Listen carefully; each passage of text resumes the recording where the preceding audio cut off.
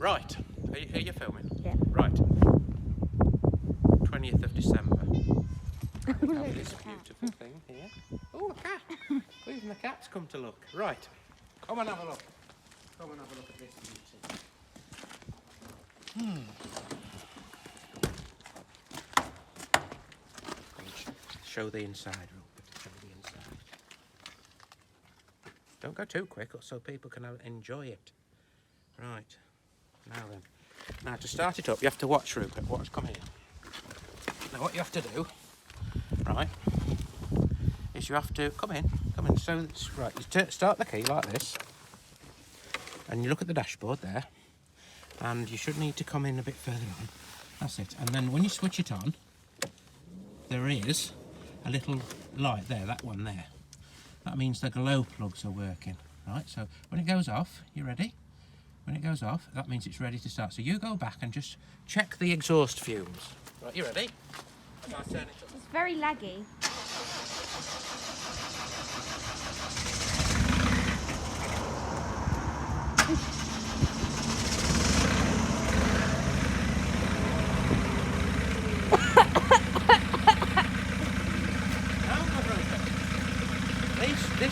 This is what the government encourages to buy. Lots of new clean diesels. Right, that'll do. Right. Yep. So we're going to start the car now.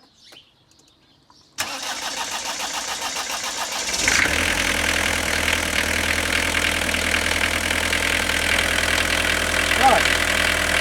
Now, it normally sounds like that, but the issue I see is this. You take off the cap.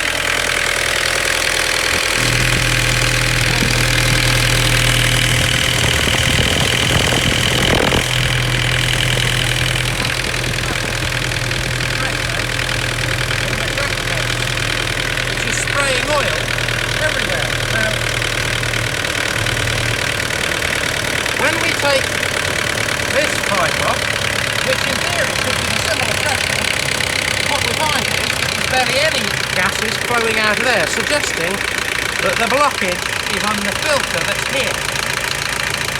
So what we'll do is we're going to take that off and we're going to see why it's pressurising, because it's pressurising which is causing the leak there, which we showed you already. So that's what we're doing first, to see what's what. So, Barney, so what you've got to do now is you've got to remove that. Right, so lift it up then. It's going to be very heavy, isn't it? Oh, what was that? I don't know.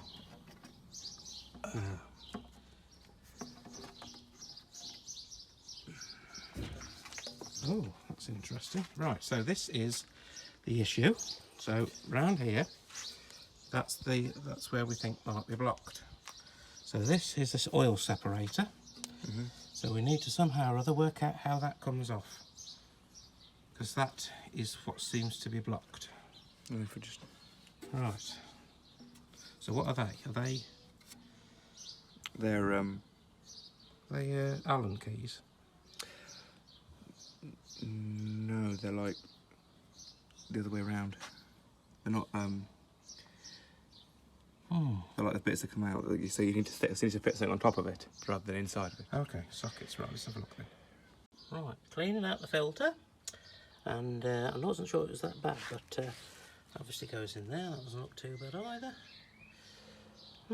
Right, all back together except the breather pipe. So what we're going to do now is see what the throughput of that hole is, to check whether the rinsing out the mesh guard was sufficient to keep the flow better and vent the crankcase better. Right, so I'll start it up with that, like that. Right, rev it up a minute. Go on then.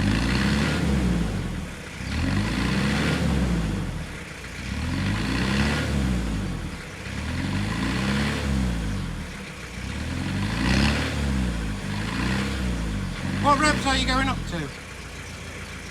Go up to 3,000 a minute.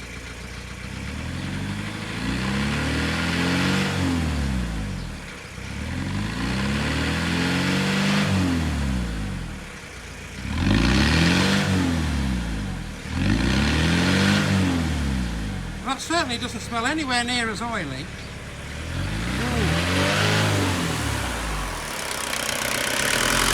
so I think we're a lot better off now. Our next thing is to take the drip tray off and see what we can see. Right, the next step is to remove the oil pan, because the belly pan, because it's all covered in oil. I can see that's a right mess. I need to work out where this oil leak is coming from. It seems to be mainly in the middle, so I would suspect that's not necessarily because of where it's come from, it's just where the hole is. Right, I've taken the oil pan off, and you can see there I've drained in the oil to save it leaking out.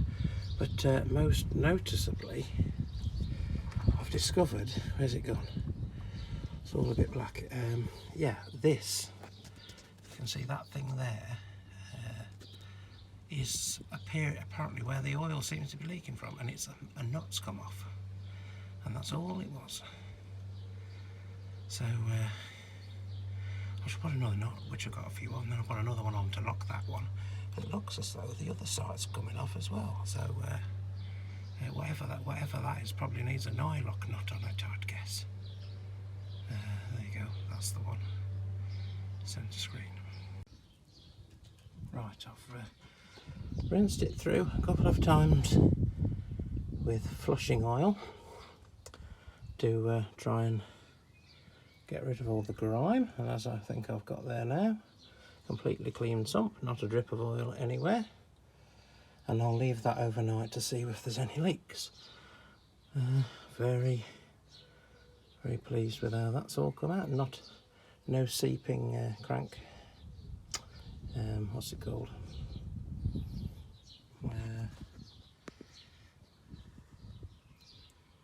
we are, front sump, nothing there, so that's good.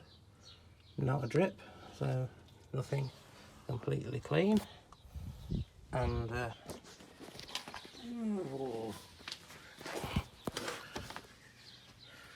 I've also cleaned and put trim dressing on the rest of the engine, so not a drip anywhere. All nice and clean. Right. Good. Right, so with the coolant to flush tomorrow as well. Hopefully that should be enough. This is the morning start. It's just started, and you can see very little snow.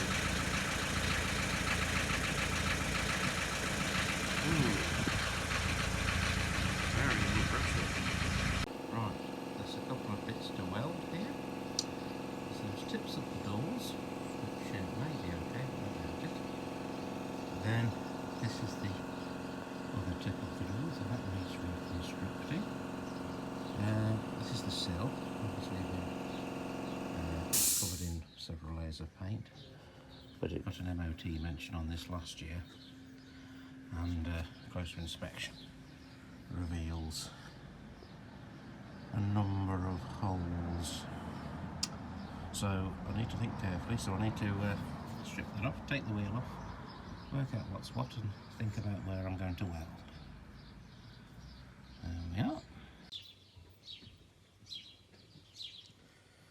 I'm going to strip off all this undersail to see if there's anything extra that's hidden by filler and other such things. Right, finally chiselled all the rust away, and I don't know if you can see that, but it's pretty bad. Let's put that there. So that bracket isn't actually attached to the sill. So so that requires, well, I don't know what it requires, but I've got to think. So that's really poor. Right, okay. After thinking about this for a while, I couldn't really see too much of another way round other than to peel back the inner sill to expose the chassis leg, because if I hadn't have done that, I wouldn't have been able to get enough access to weld that. It's all seemingly well supported, so hopefully it won't twist. That'll allow me to get a really good clean and weld a complete plate on there, which is obviously the biggest issue when it comes to strength of the suspension mount. Anyway, I'll clean it off. Right, combination of spot welds and seam welds for extra reinforcement. So if we tap it now,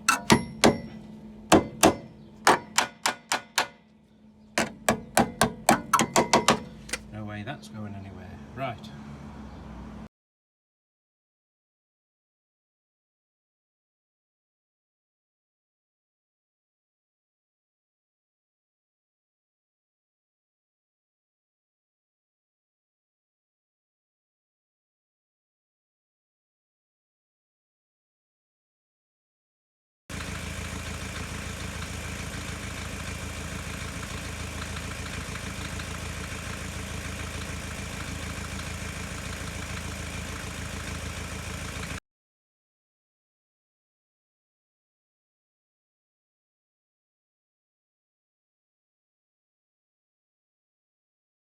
Right, the next phase of the process.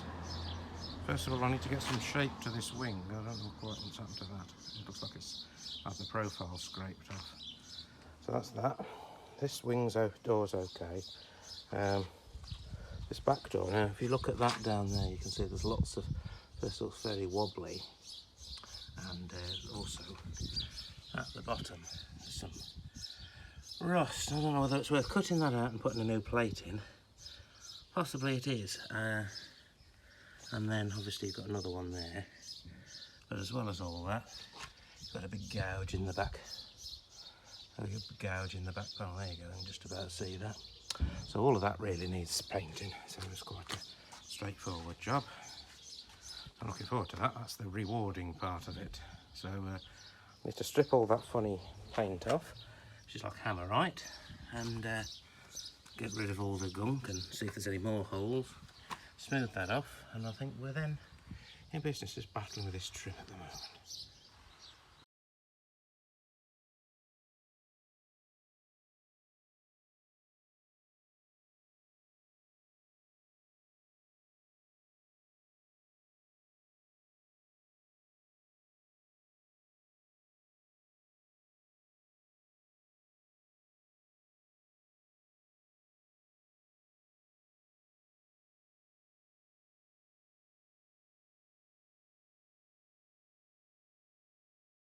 Right, the top coat has been put on of colour, so I've given it a frosting over. So next is the fun bit, the lacquer. Right. So here goes. Right, I've done the lacquer stage, so hopefully you can see that, and you can see the finish. Obviously with the weather being as it is, you can drive ridiculously fast. Blown into the CB pillar. Need some fade out things on that just in a minute. Not fade out then, yeah, soft edge. And then that's the welded in wheel arch. There we go.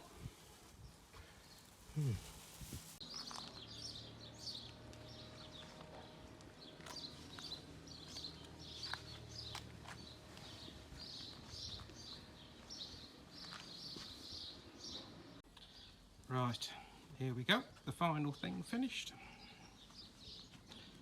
And I'll just do the God, this has been torturous in this weather.